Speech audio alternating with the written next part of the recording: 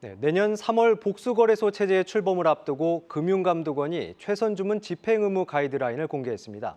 대체거래소 출범의 기본적인 배경이 최선주문 집행 의무를 통한 수수료 부담 인하와 다양한 주문 형태의 도입이었던 만큼 증권가도 가이드라인 내용에 촉각을 곤두세웠었는데요.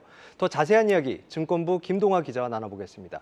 김 기자, 일단 이 지난주 발표된 최선 주문 집행 의무 가이드라인에 대해서 먼저 좀 설명을 해주시죠. 맞습니다. 이 최선 주문 집행 의무란 이 증권사가 투자자의 주문을 가장 좋은 조건으로 체결하기 위해서 노력해야 한다는 겁니다.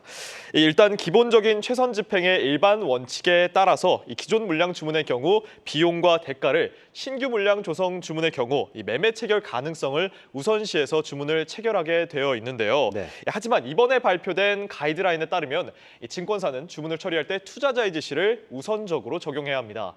이 투자자의 별도 지시가 있는 경우 증권사 내부에서 마련한 최선 집행 세부 기준이 있더라도 이에 앞선다는 겁니다. 이게 워낙 예민한 사안이었던 만큼 좀 업계에서도 가이드라인 발표를 기다려 왔습니다. 그런데 좀 세부안을 두고 이 반응이 좀 싸늘하다면서요? 네, 맞습니다. 이 세부안에 따르면 증권사들은 투자자의 주문을 유도하면 안 됩니다. 쉽게 말하면 이 한국거래소 전용 주문 화면, 이 넥스트레이드 전용 주문 화면 이렇게 나누지 않고 한 화면 안에 두 거래소의 호가를 모두 실시간으로 제공해야 하는데요. 그렇다 보니 증권사는 이 현재 서비스 중인 주문 화면을 모두 개편해야 한다고 불만을 토로했습니다. 또 투자자의 별도 지시 효력 기간 역시 최대 3개월로 설정돼 다소 짧은 감이 없지 않아 있는데 이 증권사들은 별도 지시를 점검해야 하는 빈도수가 지나치게 늘어나게 되고 이 민원 역시 자주 발생할 수 있다고 말했습니다. 이게 결국 새로운 시스템을 적용하기 위해서는 이제 비용이 따를 수밖에 없는데요. 여기에 대해서 증권사들의 입장은 어떤가요? 맞습니다. 앞서 말씀드린 이 세부안에 대한 불만들도 있지만 사실 비용 문제가 제일 큰 불만 중에 하나입니다. 네. 일단 최선 주문 집행 의무를 위해서 증권사가 SOR 시스템을 반드시 도입해야 합니다. 이를 위해선 총 두 가지의 방법이 있는데요. 코스코홈 넥스트레이더와 같은 외부 업체로부터 해당 시스템을 구매하거나 아니면 자체적인 개발에 나서는 겁니다.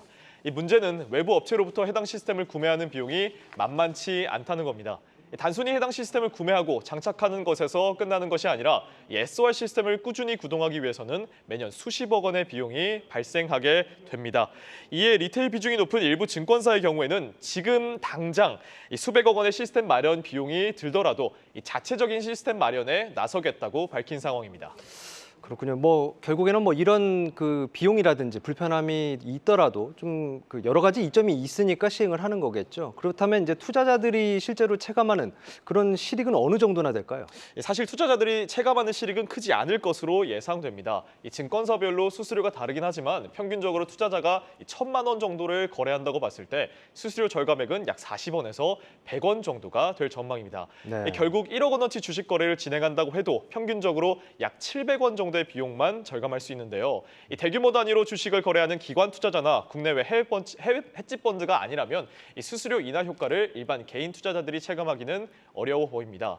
또 대체 거래소 등장으로 예상됐던 가격의 다변화 역시 시간이 지날수록 그 이점이 사라질 것으로 보입니다. 이 소금물을 예로 들어보겠습니다. 네. 이 아주 짠 바닷물이 담긴 컵과 이 생수가 담긴 컵을 두고 두 컵의 물을 번갈아 담으며 섞어 보면요, 네. 이 물의 농도는 사실 같아집니다. 시간이 지나면요. 이 한국거래소에서도 한국거래 처음에는 한국거래소에서 삼성전자 한 주를 거래할 때의 가격과 대체거래소에서 한 주를 거래할 때의 가격이 달라 더 싼 가격에 매수 혹은 더 비싼 가격에 매도를 할 수 있겠지만 네. 시간이 지날수록 그 가격 역시 비슷해지는 평균화 현상이 이뤄질 거라는 겁니다. 그렇다면은 지금 이제 업계에서는 싸늘한 반응을 보이고 있고 또 이제 그 투자자들의 실익도 좀 적다 이런 지적이 나오고 있는데 여기에 대해서 대체 거래소는 좀 어떤 반응을 보이고 있습니까? 맞습니다. 우선 앞서 말씀드린 이 가격의 평균화 현상에 대해서 대체거래소 측은 대형주의 경우 충분히 그런 현상이 일어날 수 있겠지만 이 소형주의 경우 분명 유의미한 차이가 나타날 것이고 이를 이용한 차익 거래로 이익을 볼 수 있을 것이라고 설명했습니다. 또 당장에 투자자들에게 체감되는 실익은 다소 적을 수 있지만 이 한국거래소 독점 체제에서 발생하던 비용의 절감이 이루어질 수 있다고도 말했는데요. 이 증권시장 물밑에서 증권사가 부담하고 있는 네트워크 비용이나 정보 비용이 이 두 거래소 간의 경쟁으로 인해 감소할 수 있다는 겁니다. 결국 최선 주문 집행 의무를 둘러싼 잡음에도 불구하고 이 조기에 복수거래소 체제가 안정화되기 위해선 보다 명확한 가이드라인과 함께 증권사가 적극적으로 참여할 수 있는 인센티브가 필요하다는 의견이 나오는데요. 자칫 초기 혼란으로 이 거래 시간 확대에 따른 효과가 반감될 수도 있기 때문입니다. 네, 그렇군요. 여기까지 듣겠습니다. 증권부 김동아 기자였습니다.